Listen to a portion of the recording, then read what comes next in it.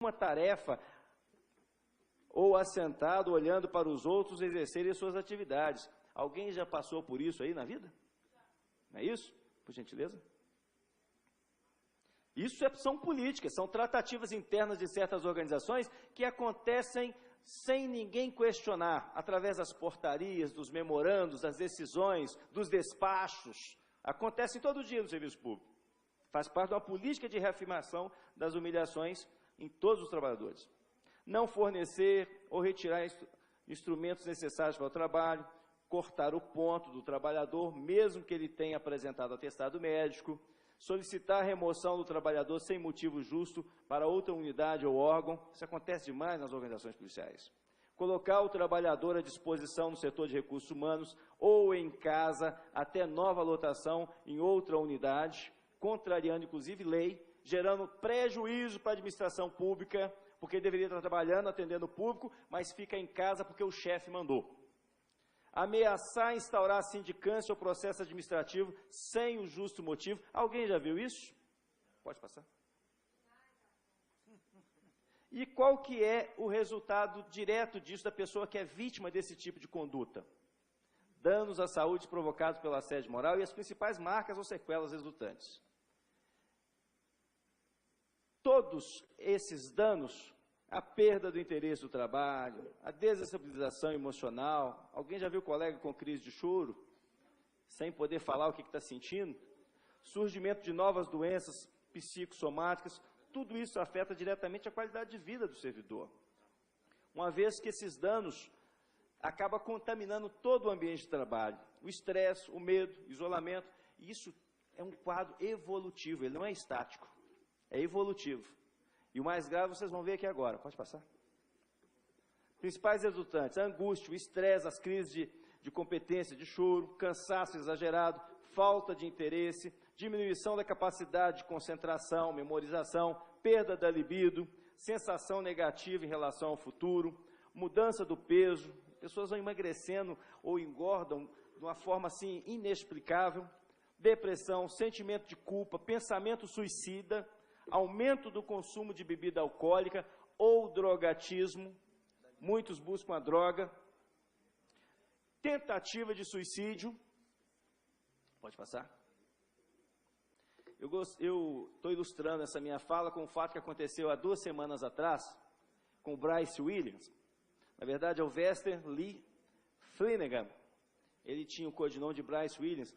Eu estou colocando essa ilustração porque o mundo inteiro viu essa imagem e ficou aterrorizado. O Bryce Williams, ele foi vítima de assédio moral no seu ambiente de trabalho, na TV, tinha concessão pública nos Estados Unidos. Ele foi discriminado pela sua opção sexual e pela sua etnia, pelos próprios colegas, e a empresa nada fez isso, depois de ele reclamar diversas vezes. Ele, em cadeia nacional, mundial, exterminou 2 colegas. Eu vou pedir para colocar o vídeo. Chocou todo mundo esse vídeo, porque as pessoas não viram que estava sendo miradas, que estava na alça de mira de uma pistola automática. Não foram alvejadas, foram assassinadas, e depois o Bryce, ele deixou divulgar uma carta, onde ele falou de todas as ofensas que ele sofreu durante a sua vida profissional, que resultou, inclusive, na sua demissão. Porque é sempre assim. O assediador, o primeiro alvo do assediador é quem? É o líder, é o que questiona, é o que não concorda. Ele é o primeiro alvo dessa atuação. Então ele é tirado, ele é acusado e ele é demitido, é processado, é demitido. Foi o que aconteceu com ele e ele se vingou. O vídeo? Pedindo só uma permissão ao nosso querido presidente Denilson. Sim. Mais 2 minutos. Mais 2 minutos eu encerro. Obrigado. Não, é pequenininho.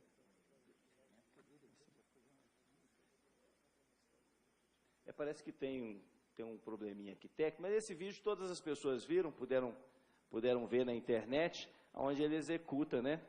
Executa os seus 2 colegas de trabalho. Na verdade, tem até o corte nele. O cabal do assédio moral é a desvalorização total da vida. Perde-se o interesse profissional, perde-se a dignidade da pessoa humana, e a vida do outro e a própria perde o sentido. Há uma ruptura de cognição, na verdade. E é esse o final de quem é vitimizado por esse mal. E é o que a administração pública e nós, dirigentes sindicais, nós temos que tentar prevenir. E é por esse motivo que nós estamos solicitando, Lico, solicitando dessa casa, a criação de um marco regulatório.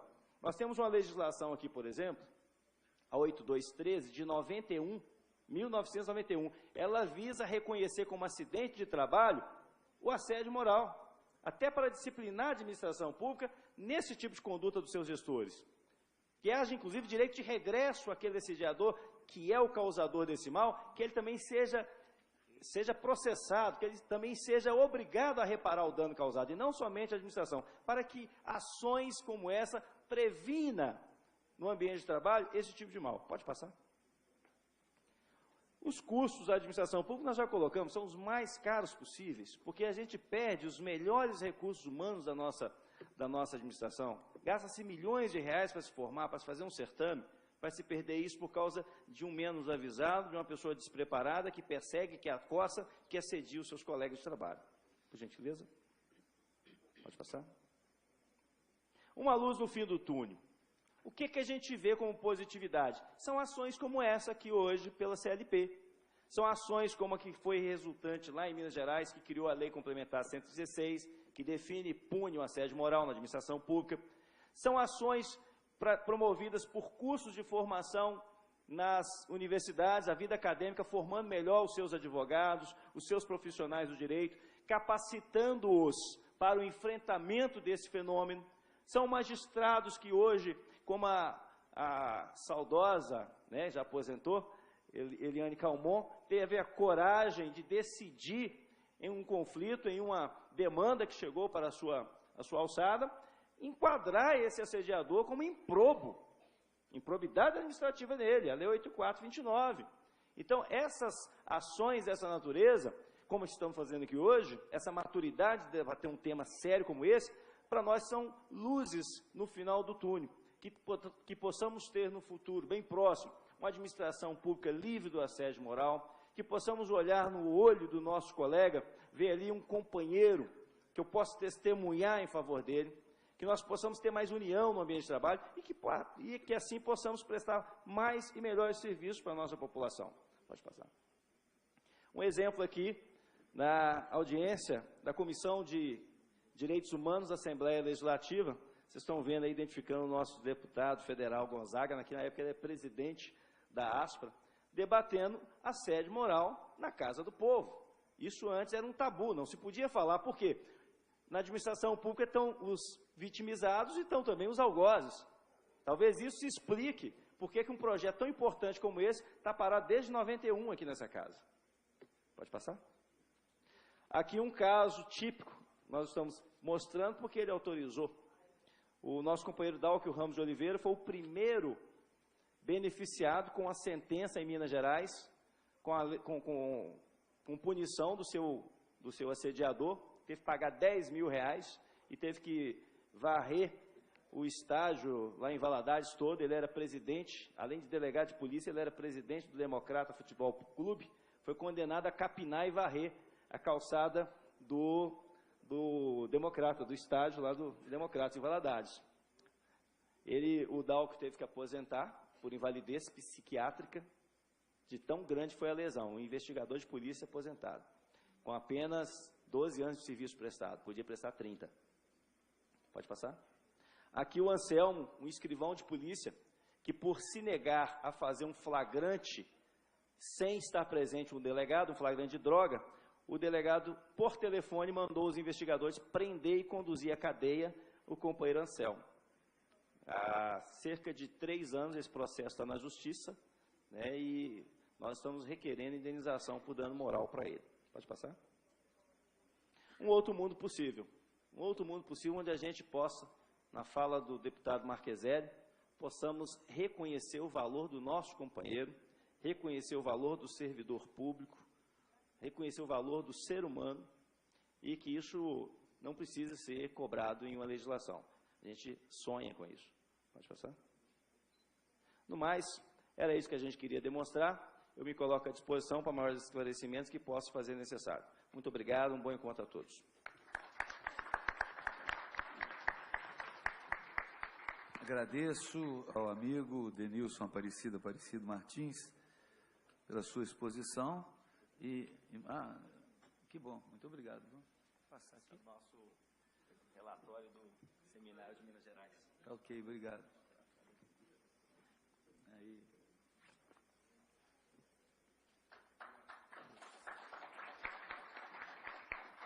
Apesar de eu ter feito assédio oral, assédio de horário, ele ainda me deu um presente. Passo a palavra agora à senhora Maria Helena, psicóloga e pesquisadora em assédio moral, para a sua exposição. A senhoria tem até 15 minutos. Maria Helena Omena.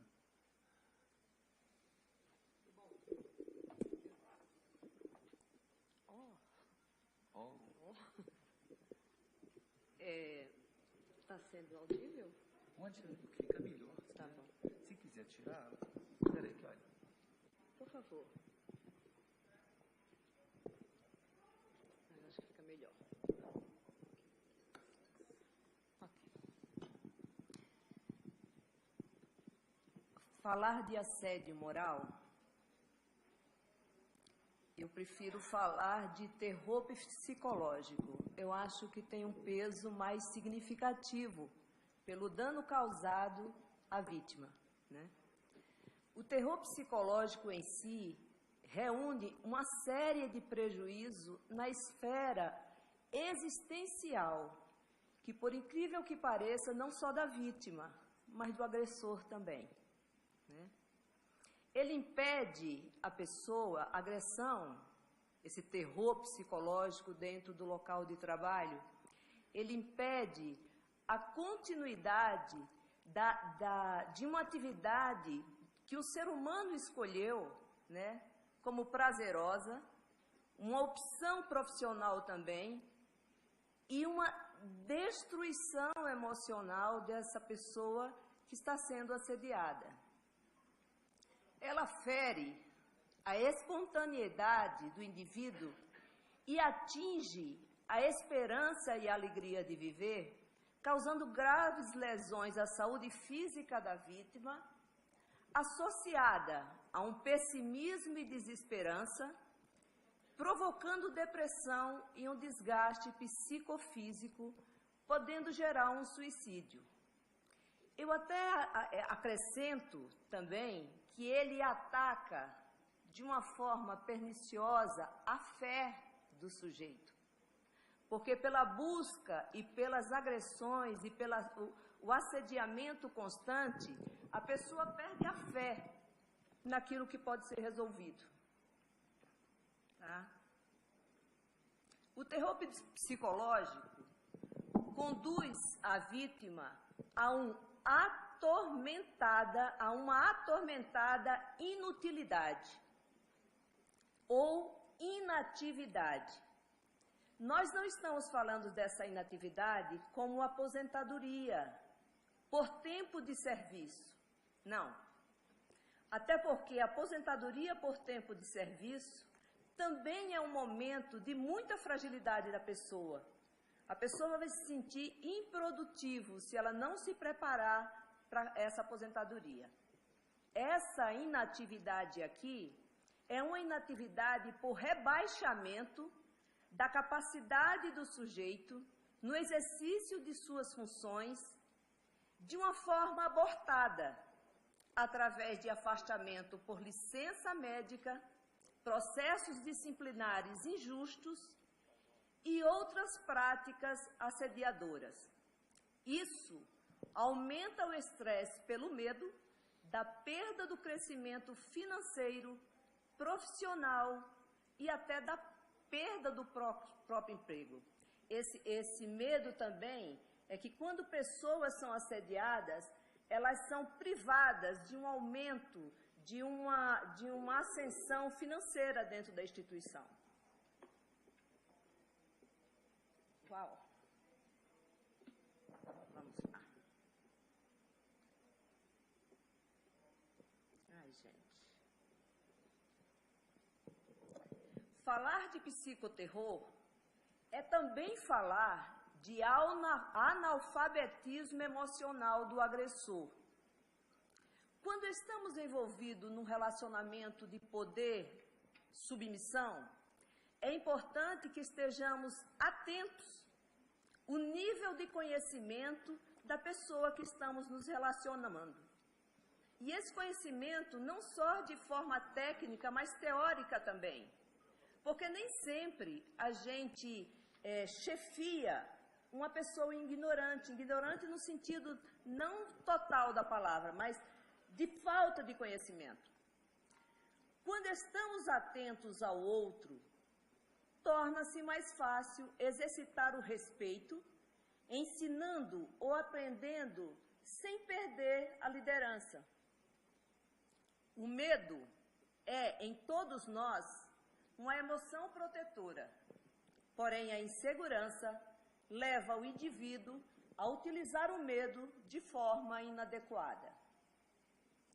Quando se vive no aqui e agora, é possível enxergar de forma clara as relações que se apresentam. Quando há, no momento do relacionamento, um desligamento do aqui e agora, é muito provável que esse chefe, vamos falar de chefe, não estamos falando de líder, né? Que esse chefe,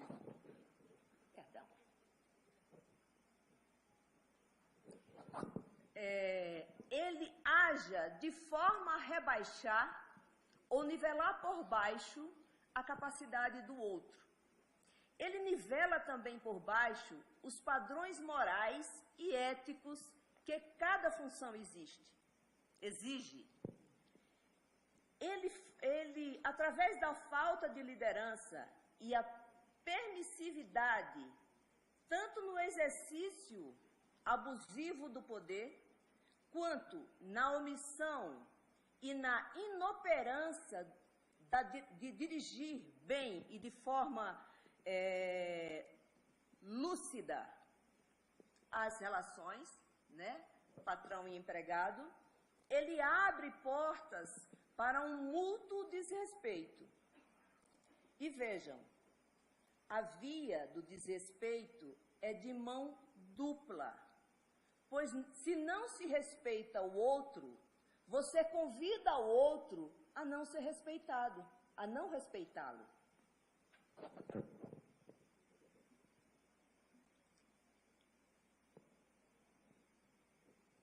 Há vários autores que falam que a explicação sobre o desenvolvimento do estresse dentro das instituições, ela não está baseada nos indivíduos, mas no ambiente de trabalho. O assédio moral, ou melhor, o terror psicológico no ambiente de trabalho, é uma forma de estresse social por faltar sabedoria no uso do poder pela liderança, através da ambiguidade de regras, na pressão ao trabalho, na falta de perspectiva, e aqui eu acrescento a disparidade entre o sonho e a realidade. Como seria isso? Quantos de vocês não sonharam entrar na instituição que estão?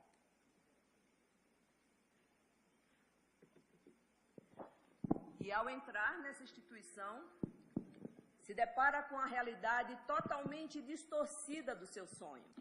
Isso é muito frustrante. O local de trabalho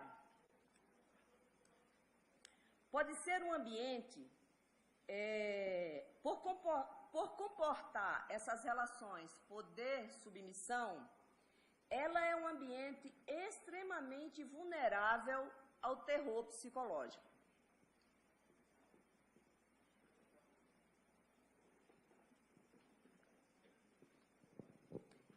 Tal praga, no interior das instituições, é uma violência silenciosa, instalada pelo abuso, descambando para uma administração por estresse, caracterizando a violência por uma manipulação perversa.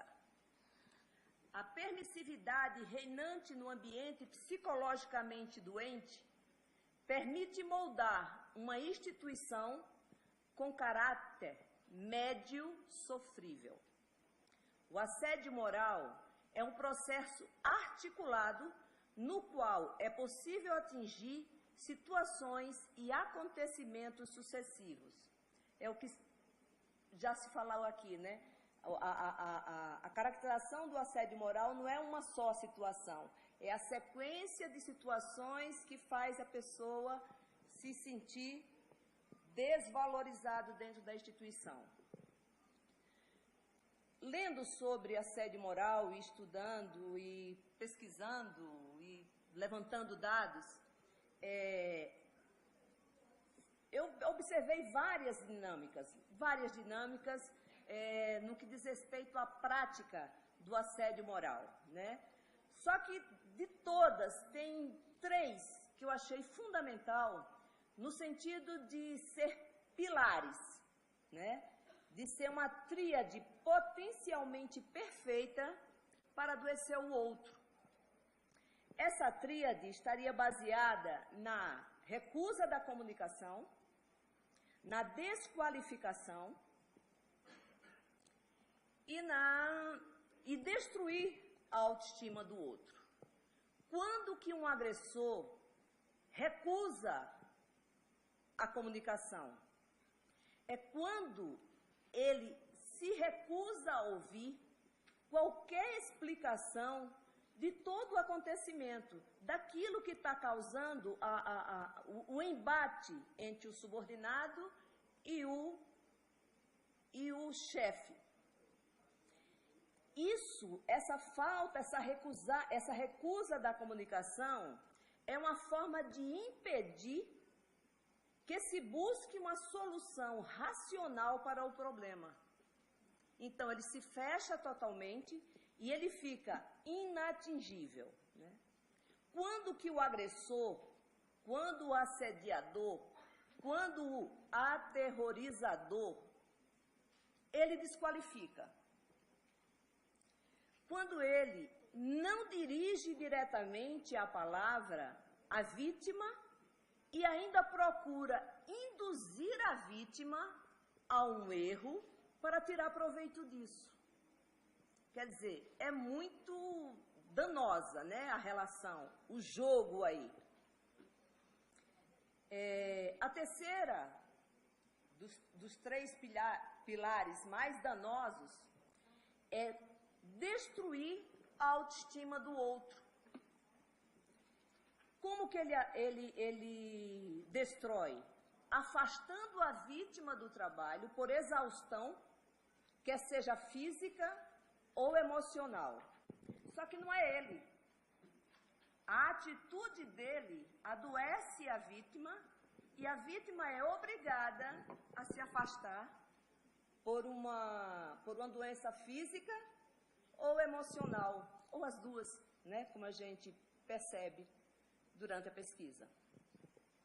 Porque vocês vejam bem, a maior fragilidade humana, inaceitável, de todos nós, é a instabilidade emocional. Até porque, se estamos estáveis emocionalmente, somos fracos. E aí é que o terror psicológico é mais potente e menos visível. De que forma isso? É que, na fragilidade da vítima, o agressor cresce na busca em fazer a vítima perder a razão. Para quê? Para que eu não me apresente fraco, para que a vítima não se apresente fraco, ela negligencia a sua exposição à agressão. Ela percebe, mas ela tenta resolver de uma forma sem sair do momento agressivo, ela tenta resolver o desrespeito e a desqualificação que está sofrendo.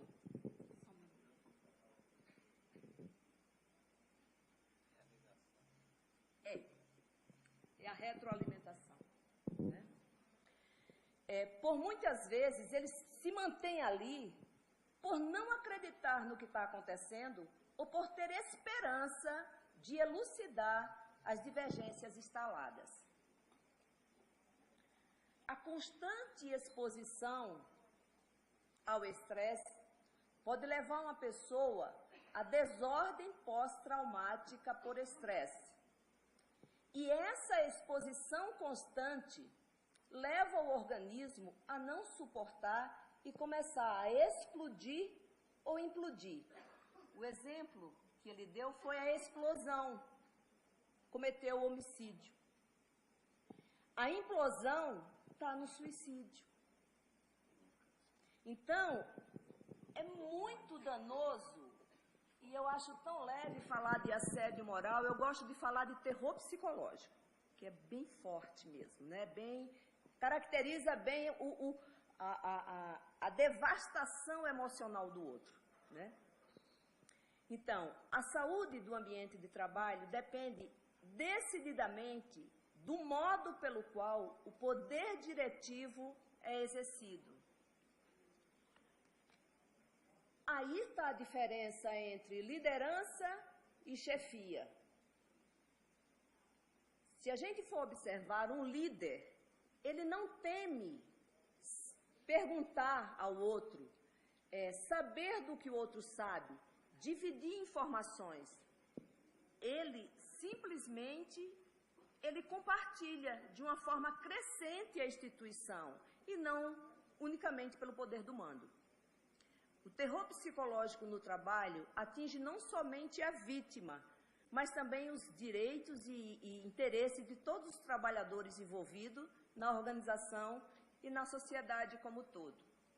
Bom, não sei se é possível, mas eu penso que o único remédio contra uma padronização perversa de comportamento destrutivo do outro é preservar a lucidez, cultivando a liberdade de pensamento e o espírito crítico. Essa é a minha contribuição.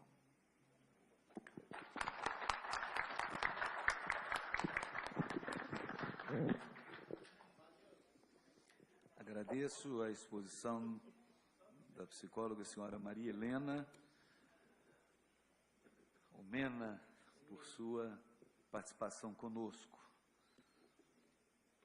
O autoconhecimento é sempre muito bom nesse momento, né? O amar a si mesmo, né? Exatamente.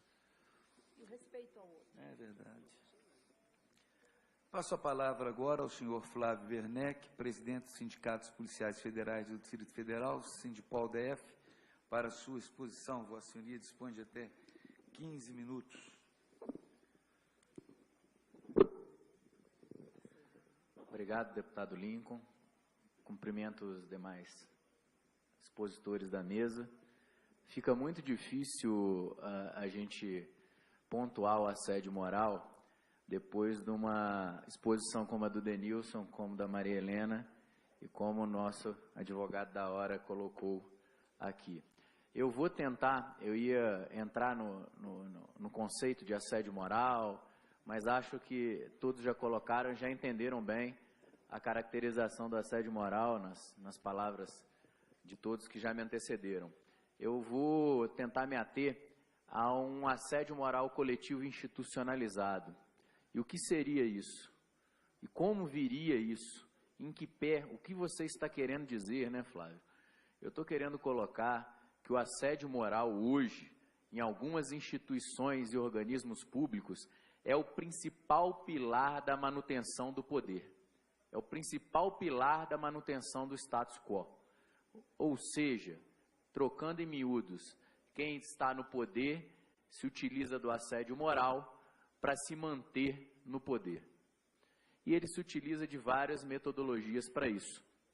No caso específico do servidor público, nós vemos a utilização de legislações anteriores à Constituição de 88, ou seja, de um regime ainda ditatorial. Vemos a utilização de legislações militares, de aplicação militar, dentro de prestações de serviço público. Então, nós temos o regime disciplinar. Eu posso citar especificamente na Polícia Federal. A Polícia Federal, o regime disciplinar é o 4878/65. Pela data, vocês já podem ter noção de como é essa legislação. Essa legislação tem desde embriagar-se em público até trabalhar mal, as tipificações, para que você puna um policial federal. Então, ela é contemporânea do ato institucional número 2. Eu não preciso nem me prolongar na colocação acerca dessa legislação. Na palestra e nas colocações do Denilson, eu acabei ficando também com a língua coçando, a gente quer acabar fazendo apartes e segura um pouquinho a nota e vem falando a posteriori. Nós vemos caracterização de uma instituição de assédio moral quando a gente exige que o servidor ele trabalhe além das 40 horas. E por incrível que pareça, existe uma legislação que exige que servidor público trabalhe além das 40 horas. E ninguém discute isso. O sistema de plantão, o servidor público que está obrigado pelo sistema de plantão, ele trabalha além das 40 horas semanais e não recebe nada além para trabalhar além das 40 horas semanais. E o que é o regime de plantão? Para que não haja confusão. O regime de plantão não é aquele regime em que o servidor vai para casa com o celular para aguardar a ligação, não. Porque existe esse sistema também, e na Justiça do Trabalho ele reconhece que isso é trabalho. Se você levar o celular para casa e tem que ficar aguardando e não pode aproveitar nada com a sua família, não pode ir a restaurante para tomar um bom vinho com a sua esposa, não pode fazer nada disso, na Justiça do Trabalho isso é reconhecido como hora trabalhada. No serviço público, não. Mas eu estou falando de um outro regime. Um regime em que o servidor público ele é obrigado a permanecer no local por 24 horas. Se vocês fizerem o somatório, o servidor público que foi contratado por um regime de 40 horas, ele é obrigado a trabalhar 48 horas semanais. Já começa o assédio moral por aí. Porque ele é obrigado e não pode falar, não vou porque eu vou trabalhar 8 horas a mais por semana. E aí a gente acaba, nas ponderações do Denilson, lembrando de algumas situações específicas para a gente ilustrar. O Denilson falou um pouquinho sobre a situação do não reconhecimento de atestados médicos. Isso vira prática de manutenção do status quo também. E chega a uma prática tão nociva que nós temos casos dentro do Departamento de Polícia Federal de servidor que estava com um carcinoma, um câncer, não teve reconhecido seu atestado médico durante o tratamento de câncer, ou seja, não foi homologado o atestado médico desse servidor, ele foi demitido do serviço público, ou seja, na pior fase da vida do servidor, quando ele estava em tratamento de câncer, ele é demitido por não homologação de atestado médico e, pasmem, tivemos que entrar com a ação, ganhamos uma liminar, o sindicato ganhou uma liminar para manutenção, e o Departamento de Polícia Federal continua municiando a AGU para que a AGU faça a defesa, falando que ele realmente teria que ser demitido.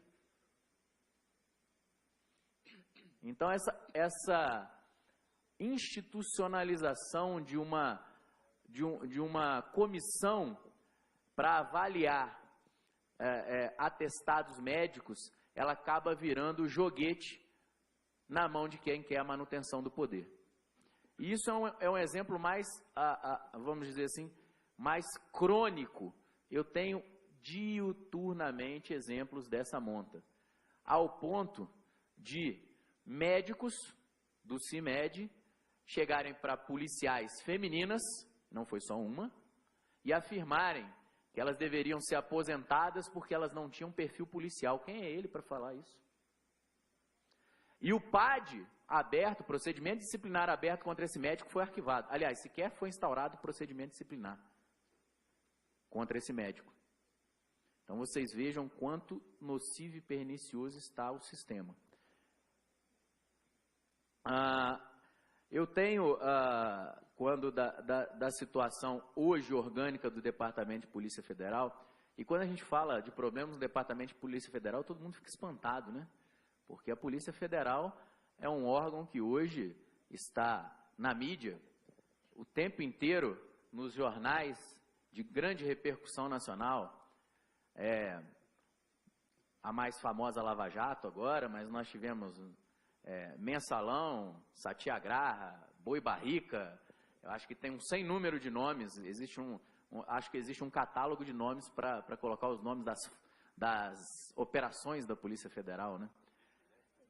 Agora tem o tal do Picholeco, né? E por aí vai. Mas a situação dentro do Departamento de Polícia Federal é gravíssima. Nós tivemos uma greve no ano de 2012, deputado, uma greve que levou 78 dias, em que até hoje os policiais sofrem com assédio moral por conta desse movimento. Recentemente, nós estamos em negociação com o governo federal e sabemos que essas negociações são para a recuperação de um passivo.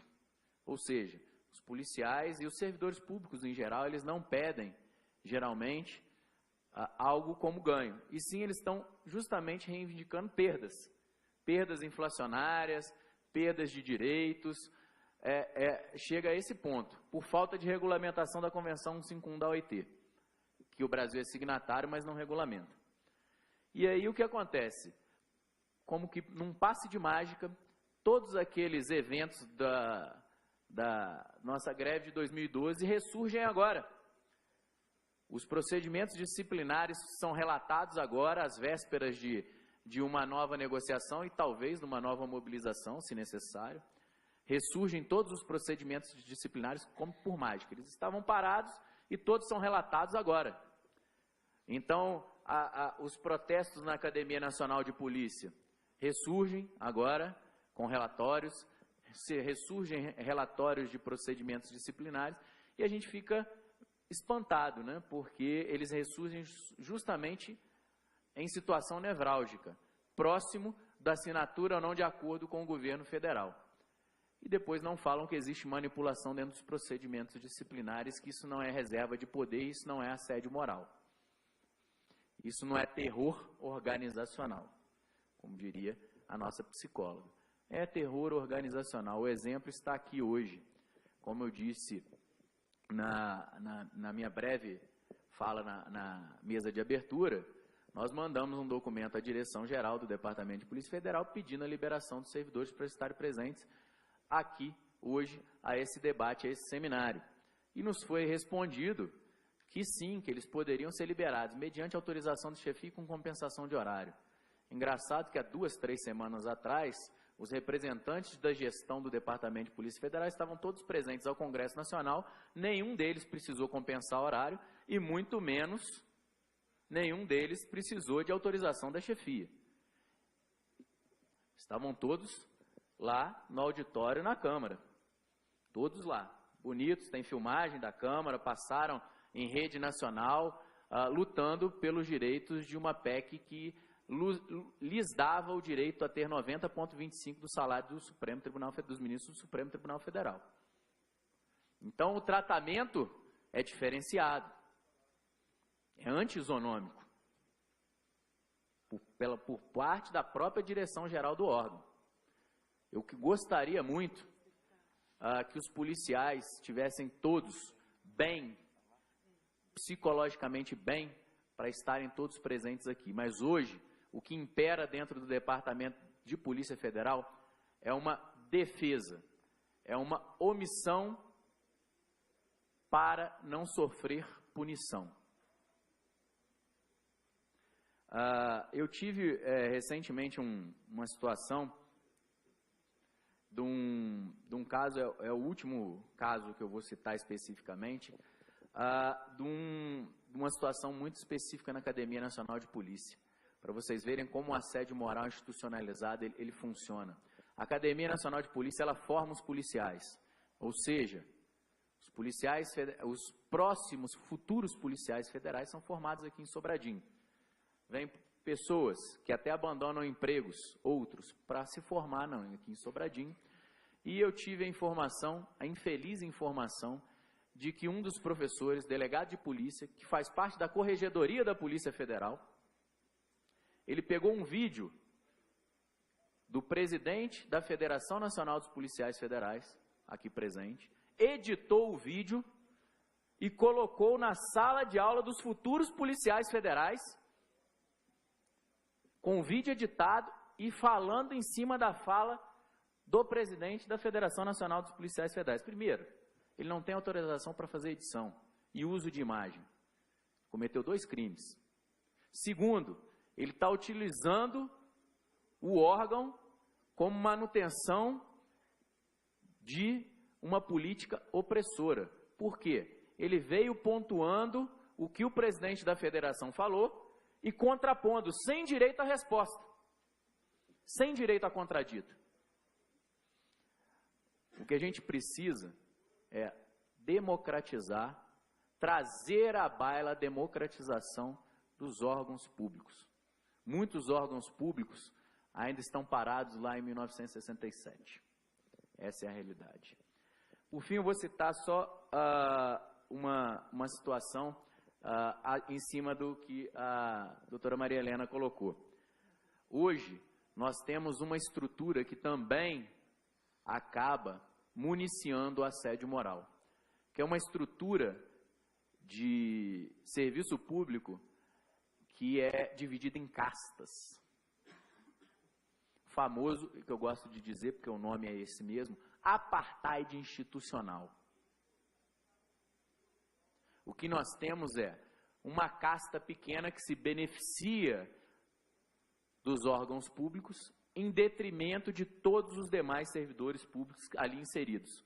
E se nós buscarmos em direito comparado, em países onde o serviço público é prestado com qualidade à sociedade, nós vemos que esse apartheid institucional não existe. Ou ele é bem minorado. Ninguém faz concurso para chefe. Ele só alça o cargo de chefia quando ele é o verdadeiro líder daquele ambiente. Porque a diferença entre chefia e liderança é muito simples. O chefe é imposto. O líder, ele sobe e ele é reconhecido pelos demais. Como nós podemos ter chefes que não têm o conhecimento técnico da área e também não têm a experiência, o conhecimento empírico? É isso que acontece nos órgãos públicos, em sua maioria, hoje no Brasil. Os chefes não têm conhecimento técnico, ou seja, não têm formação na área, e não têm o conhecimento empírico, não têm experiência. É simples.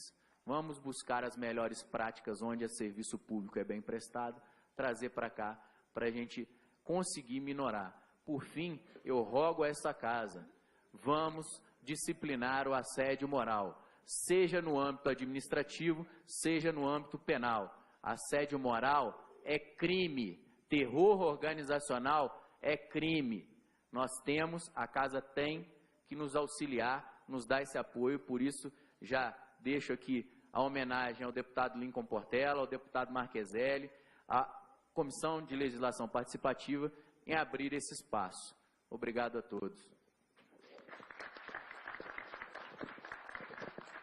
Agradeço ao senhor Flávio Werneck pela sua exposição. Passo a palavra agora ao senhor Éder Martins de Oliveira, primeiro vice-presidente da Associação Nacional dos Praças, a NASPRA, para a sua exposição. Vossa Senhoria dispõe de até 15 minutos. Boa tarde a todas e todas. Cumprimentar o nosso deputado e conterrâneo Lincoln Portela pela oportunidade, a NASPRA de fazer presente, aos demais debatedores. E, Werneck, se você encontrava dificuldade em falar após o Denilson, a doutora Maria Helena, o doutor Guilherme, se imagina a minha dificuldade agora depois de falar de todos vocês. Bom, em linhas gerais, eu sinto até mais aliviado, porque a fala de todos que me antecederam, eles tangenciaram um pouco aquilo que eu pretendia falar, em razão do que aqui já fora exposto. Eu posso abordar com um pouco mais de profundidade a questão que envolve a nós, policiais e bombeiros militares, né? Então, agradeço inclusive a fala dos senhores, que eu traria alguma coisa um pouquinho na área da doutora Maria Helena, o doutor Guilherme falou sobre os processos legislativos, o Denilson já contemporizou e contextualizou o nosso processo em Minas Gerais, e o Flávio não precisa dizer.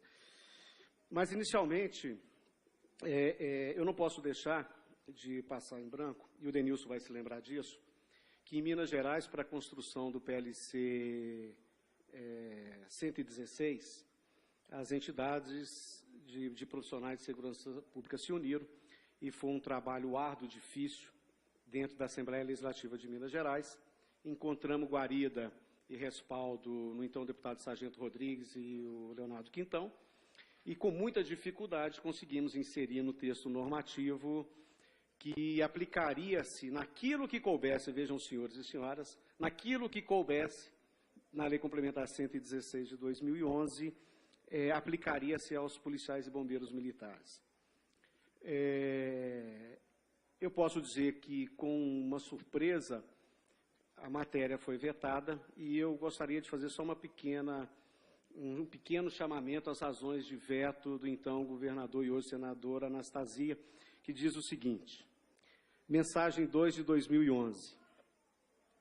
Comunico a Vossa Excelência que, nos termos do papapá, decidir opor veto parcial por contrariedade ao interesse público, e veta exatamente um artigo que incluía os policiais militares.